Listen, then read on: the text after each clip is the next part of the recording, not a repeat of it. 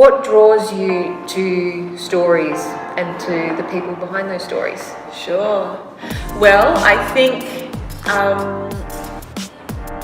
to lead on from what you've just said about some of the challenges that you encounter with people or see people being challenged by is like who we are, I think, is a story. I think we all have a story of our lifetime. Yeah. I think that is the innate nature of being a human being, is that everything is contained within one large story, and stories of each year of our life and each day of our life and each moment of our life. And so for me, in dealing with some of my own mental health challenges and wanting to grow as a person, like to be a really effective, happy, healthy, strong person in the world, I've tried out lots of different ways of looking at life, and the thing that's helped me most was to look at it as a story, because the more research I've done in the mental health space and psychology and like social sciences, like it's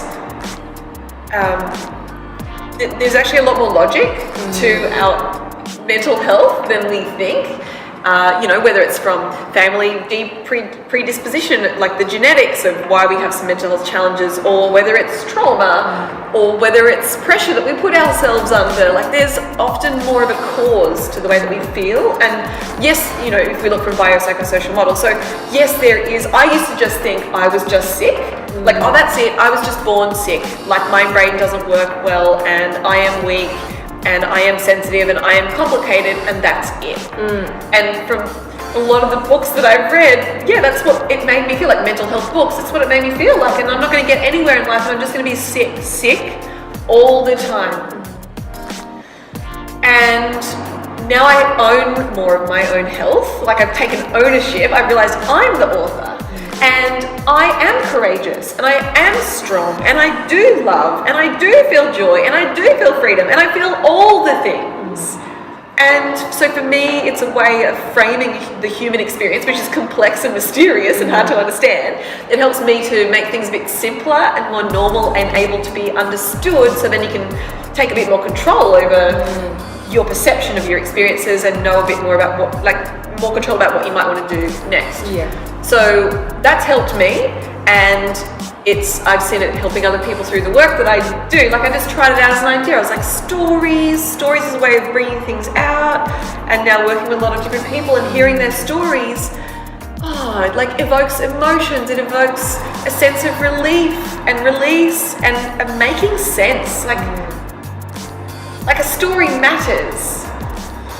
And we matter. I think we need to feel like we matter more. If we want people to be empowered and to help change the world for the better and to be engaged in our future, the first thing you've got to feel is that you even matter. So, stories are... and also, I think a story, if you take the approach of hearing a story, it's from a neutral perspective. It's not just like from, okay, let's take a critical perspective or only a positive perspective. It's like just neutral. What's the story? Just tell me the story.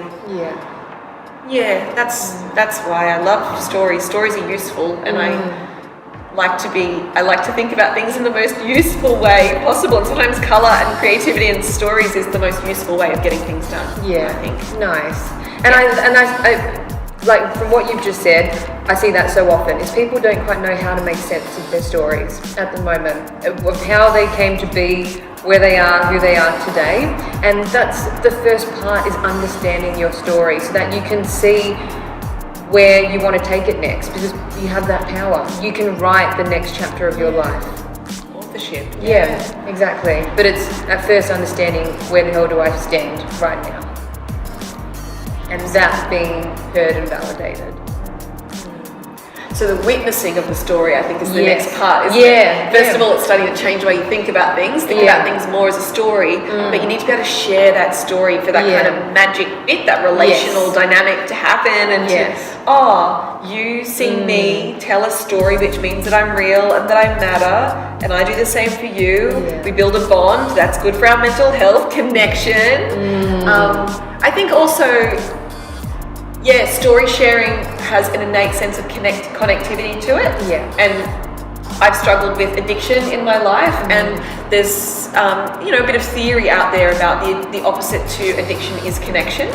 So I think the more that we connect, and I'm finding this through my lived experience, I can only speak from my own experience and from my perception of lots of different ideas that are out there, like what I'm coming to find is that the more I connect, the further I travel away from addictive tendencies to want to escape from the difficult things. The more I'm connected, the more I'm able to deal with the difficult things and move through them and make sense of them and be grateful, like that we're able to overcome and be calm.